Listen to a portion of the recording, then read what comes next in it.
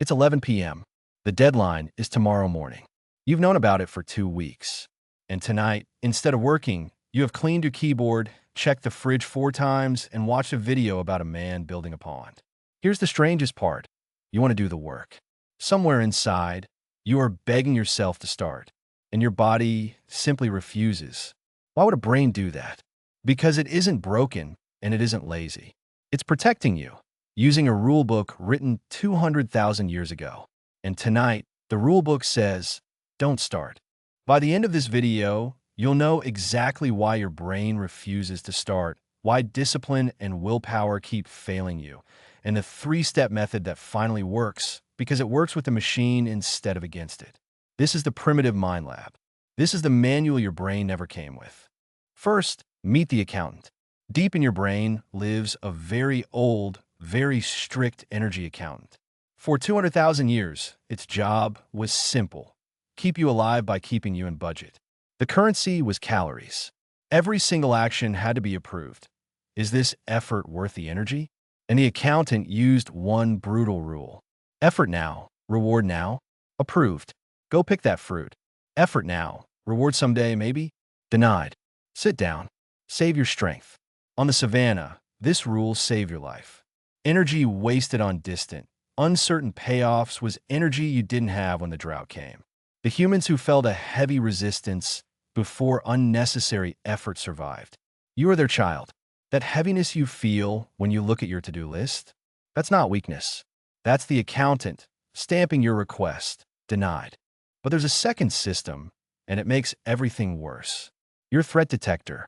When a task carries a risk of failing, of being judged, of not being good enough, your ancient brain doesn't file it under work. It files it under predator. Now here's the problem. A deadline 2 weeks away is a lion on the horizon. Too far to run from. Too close to forget. Your brain evolved for lions that either attacked or left. It has no setting for a lion that just stands there for 14 days. So it does the only other thing it knows. It avoids looking at the lion. Every time the task crosses your mind, a small alarm fires, a pulse of dread. And when you grab your phone and the dread vanishes, your brain writes that down as a survival win. Escape the predator. Do that again. You're not lazy. You are escaping a lion 40 times a day. Third problem. To your ancient brain, future you is a stranger. Scientists call it delay discounting. Every hour a reward sits in the future, your brain slashes its value. A reward tomorrow feels worth half. A reward next month feels worth almost nothing. And on the savannah, this was correct math. Tomorrow is not guaranteed. Fruit in your hand beat fruit next season every single time. But it means your brain will happily sell your future for pennies. It literally cannot feel the value of a finished project 2 weeks out. And it means the panic sprint at 2 a.m. the night before, that's not you finally becoming disciplined. That's the lion finally getting close enough to run from. The system is working exactly as designed. It was just designed for a different world. And then we handed this ancient brain a smartphone. Understand what that means to the accountant. Your ancestors never had to choose between plowing a field that pays off in 4 months and an infinite fruit tree hanging one arm's reach away, always ripe, never empty. That choice didn't exist. Effort was the only path to reward. Now, the fruit tree lives in your pocket. Every glance is an instant, zero effort, accountant-approved trade. So when your task competes with your phone, it isn't a fair fight.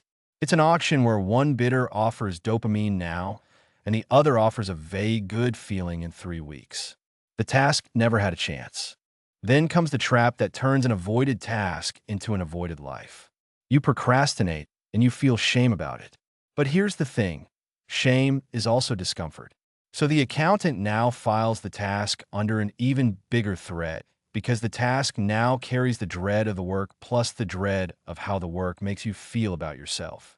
So you avoid it harder, which makes more shame, which makes the file thicker. This is the procrastination spiral, and it's why calling yourself lazy makes you worse at starting, not better. You're not running from a task anymore. You're running from your own alarm. So how do you actually beat a 200,000-year-old accountant? 3 steps. Step 1. Shrink the step until the alarm can't see it. The alarm fires on size. Don't write the report. Open the document and write one ugly sentence. That's it. The accountant approves tiny trades without triggering the lion. And here's the secret. Once you're moving, the brain reevaluates. An open task pulls at your mind and the dread shrinks because the lion turned out to be made of paper. Step 2. Drag the reward into the now.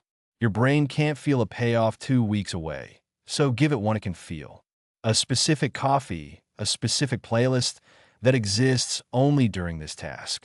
And put the finish line inside the accountant's window. Not finish the project, but 25 minutes, then stop. Short hunt. Visible kill. Approved. Step 3. Talk to the alarm gently. When the dread rises, name it. This is my energy accountant. Calories are not scarce anymore. This task cannot kill me.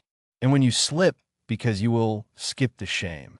Researchers found that students who forgave themselves for procrastinated less on the next exam, because forgiveness deletes the second alarm. Be kind to the machine. It listens. So tonight, when your body refuses to start, remember what's actually happening. You're not lazy. You are running ancient software. An accountant guarding calories that are no longer scarce. A guard watching a lion that is actually a spreadsheet. An auction rigged by a fruit tree that never runs out. You can't fire them. But now you know how they think. Small steps. Near rewards. Gentle words. Your ancient brain isn't your enemy.